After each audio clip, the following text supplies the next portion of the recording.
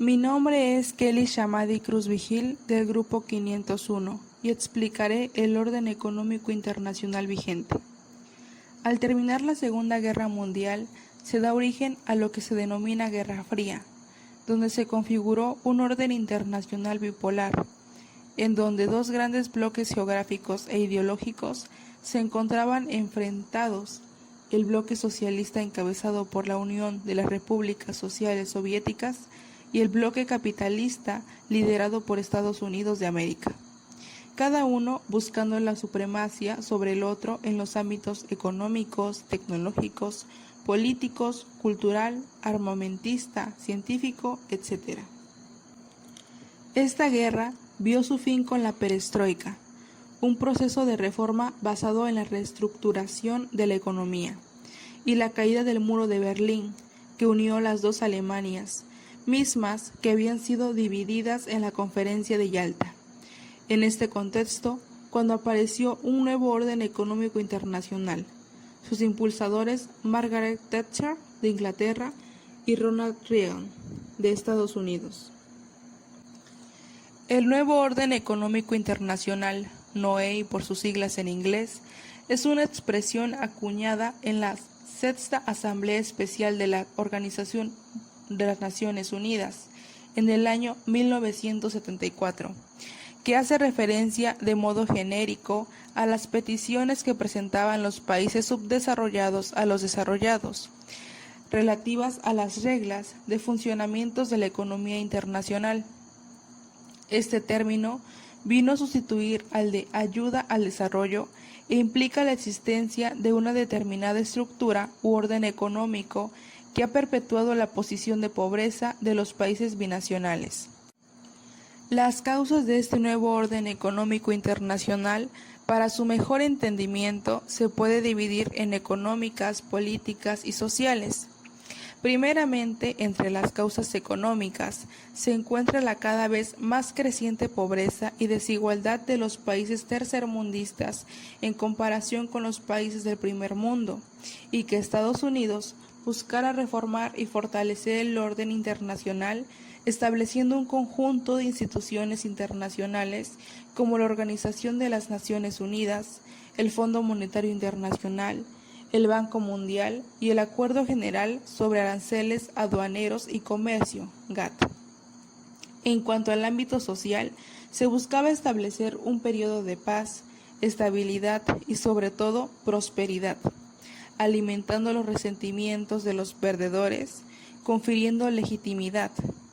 Por otro lado, en el ámbito político, se trató de conferir ayuda política a movimientos racistas y nacionalistas en países como Europa y Asia.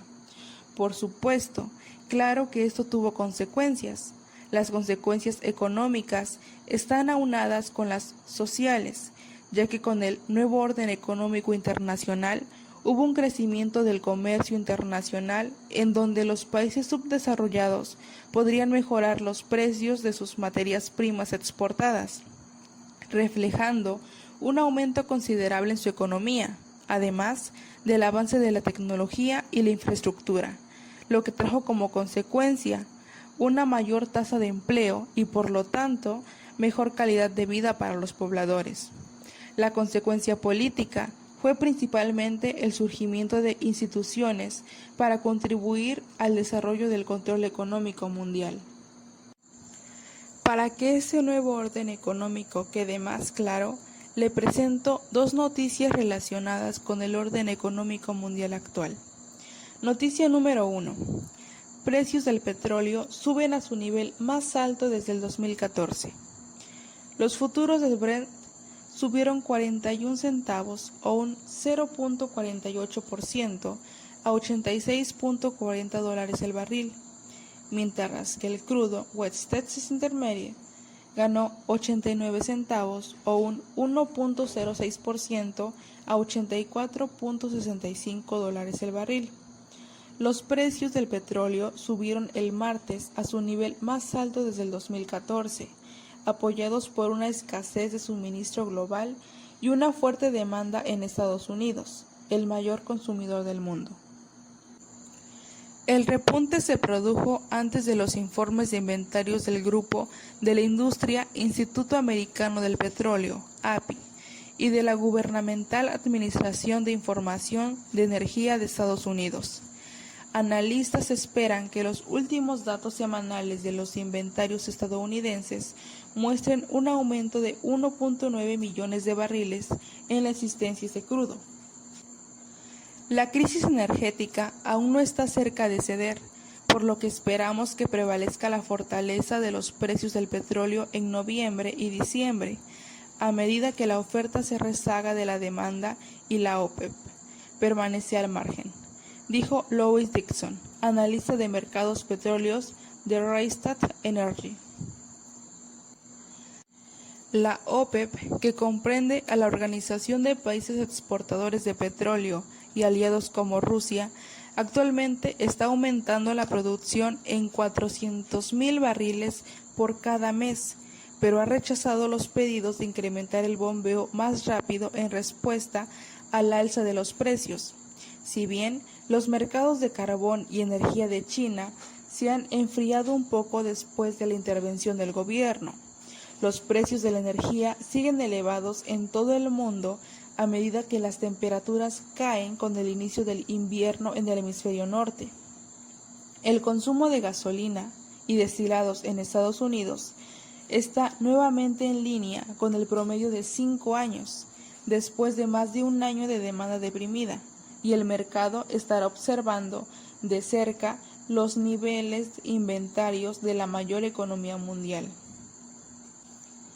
Noticia número 2. La Unión Europea debate medidas para combatir altos precios energéticos. Los líderes de la Unión Europea se esforzaron el jueves para acordar una respuesta común al alza de los precios de la energía, una situación que ha abierto discusiones sobre los objetivos de cambio climático del bloque y ha dividido a los países sobre si la crisis de precios justifica una revisión de las reglas del mercado energético de la Unión Europea. La Comisión Europea publicó la semana pasada un documento al que llamaron Caja de Herramientas, que describe algunas medidas que los gobiernos pueden implementar y que los líderes de la Unión Europea debatieron. Entre las medidas escritas en ese documento estaban: 1.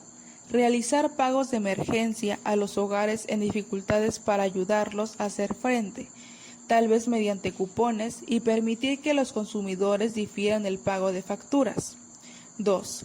Reducir o suspender impuestos sobre la electricidad, el gas y otras fuentes para hogares vulnerables. 3. Brindar apoyo directo a las personas que utilizan un nivel mínimo en consumo de energía. Y 4. Apoyar a las industrias siempre que ello no distorsione la competencia ni altere el mercado de comercio de carbono de la Unión Europea.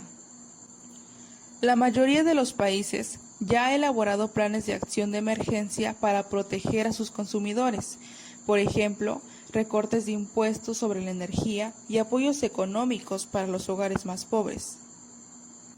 Sin embargo, el Banco Mundial dijo en su documento Perspectiva de Mercados de Materias Primas que los precios de la energía seguirán aumentando lentamente en el 2022, después de subir más de 80% este año, lo que genera riesgos a corto plazo para la inflación global en muchos países en desarrollo.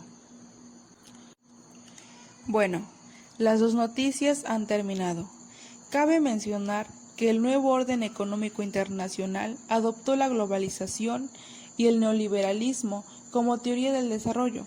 Por tal motivo, hablaré de ello. La globalización, en ocasiones denominada mundialización, es un proceso económico, tecnológico, político, social y cultural a escala mundial que consiste en la creciente comunicación e interdependencia entre los distintos países del mundo, uniendo sus mercados sociales a través de una serie de transformaciones sociales y políticas que les brindan un carácter global.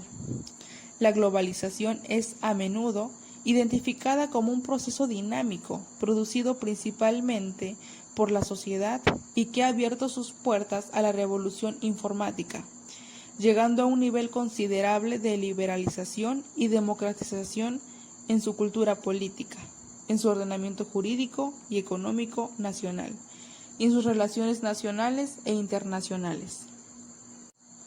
Por otro lado, el modelo neoliberal es, según su definición, una teoría política y económica que tiende a reducir al mínimo la intervención del Estado.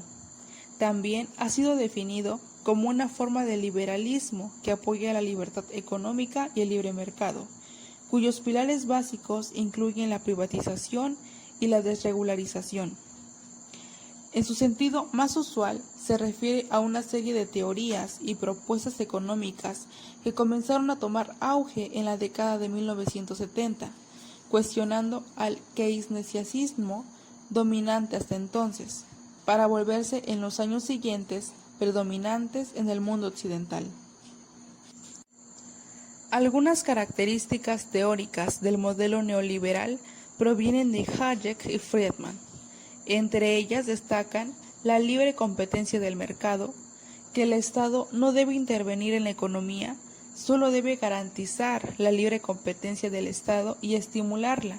Además, la libre circulación de las mercancías, capitales y personas entre los países y, en consecuencia, evitar tanto el proteccionismo como estimular la apertura hacia el exterior del comercio y las nuevas inversiones. Otra característica es que el Estado debe deshacerse de sus empresas y por lo tanto debe venderlas a los empresarios del país extranjero. Asimismo, tiene la prioridad del mercado mundial más que el mercado interno. Y una última característica es que los objetivos básicos de la política económica son el crecimiento económico, pero con equilibrio financiero, comercial y gubernamental. El neoliberalismo pone énfasis en el individuo, en la importancia y en la capacidad de elegir, por lo que plantea que el Estado produzca, proteja y extienda los mercados, sin participar como productor o prestador de bienes y servicios, de tal manera que el neoliberalismo busca preservar la economía del mercado y pugnar por la eficiencia del mecanismo de fijación de precios creada por este, reducir impuestos a la actividad económica, reducir el gasto público, constar con un equilibrio fiscal, tener liberación financiera y comercial, promover el progreso de los países en desarrollo a través del sistema monetario internacional, suprimir las regulaciones de la actividad privada, motivar la privatización de empresas estatales y reducir el poder de los sindicatos y organizaciones de trabajadores. Por otro lado, una institución financiera es establecida por más de un país y por ello está sujeta al derecho internacional. Sus dueños y accionistas son generalmente gobiernos nacionales, aunque otras instituciones internacionales y otras organizaciones puedan también ser accionistas. Ejemplos de instituciones financieras internacionales son el Banco de Pagos Internacionales, que fomenta la cooperación financiera y monetaria internacional y sirve de banco para los bancos centrales. El Consejo de Estabilidad Financiera, que persigue la eficacia y estabilidad del sistema financiero internacional.